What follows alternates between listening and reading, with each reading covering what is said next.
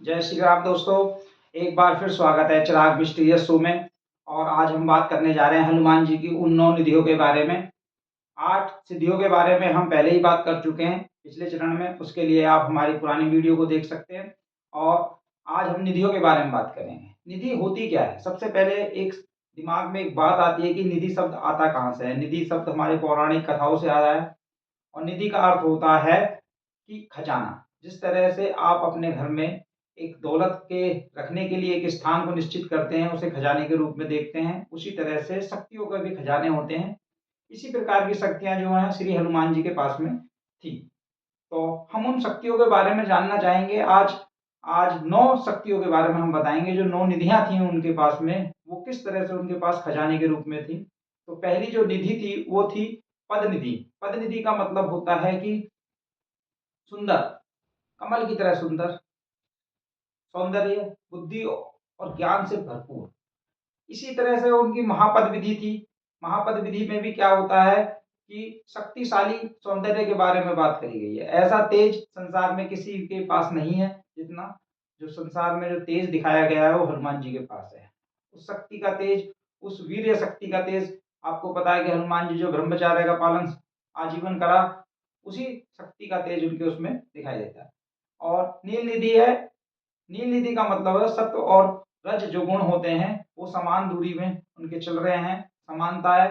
जबकि हमारे साधारण इंसान के अंदर ये ऊपर नीचे होते रहते हैं। मुकुंद निधि का अर्थ जो होता है वो होता है रजोगुण। रजोगुण का अर्थ होता है कि हमारे अंदर जो विकार और बीमारियां हैं उनको स्थिर रखना, उनको समाप्त करना और उनसे शक्ति प्राप्त करना। नंद विधि है। नंद विधि का मतलब होता है रज और तम गुणों की मिश्रण को हम नंद विधि कहते हैं। मकर निधि जो है, मकर निधि का मतलब है मकर ध्वज। जैसे कि दिखाया गया है कि मगरमच्छ की तरह शक्तिशाली, तेज, फुर्ती और शक्ति का प्रतीक, इतनी और सुरक्षा के लिए चौकन्ना, इस तरह से रहते हैं, वो शक्ति उनको प्राप्त थी। कच्छ निधि का जो अर्थ होता है वो है संपत्ति को छुपा के रखना। आज का दिखावे का युग है, मगर हनुमान जी कहते हैं कि वो निधि, जो व्यक्ति अपनी शक्ति, अपने धन, अपनी ताकत को छुपा के रखता है, वो समय आने पर उसका प्रदर्शन करता है, उसको हम कच्छ निधि के बारे में कहते हैं। शंख निधि का मतलब है विजय। शंख निधि का मतलब है जब शंख कहीं भी फूका जाता है तो विजय घोष का जिक्र किया गया जाता है, उसी शंख निधि के बारे में हम बात करते हैं। और खर्व निधि है हमारे भौतिक सुखों के बारे में।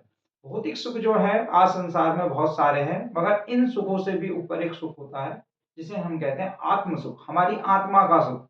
उसी प्रकार जो श्री राम को भक्ति के रूप में उनको प्राप्त हुआ, श्री राम की भक्ति करी हनुमान जी ने, और उस भक्ति का जो चरम आनंद था वो भौतिक सुखों से बहुत ऊपर था। तो इसलिए संसार में किसी भी चीज के बारे में उन्होंने ये कहा है कि उसमें भौतिक सुख ना लेकर उनमें श्री राम की भक्ति है। एक ऐसा ही व्याख्यान आता है जब श्री राम रावण की लंका को जलाकर, विजय युद्ध को जीतकर अपने अयोध्या वापस आए और राज तिलक के बाद गद्दी पर बैठे, तो उन्होंने सबको उपहार के रूप में कुछ उपहार दिए।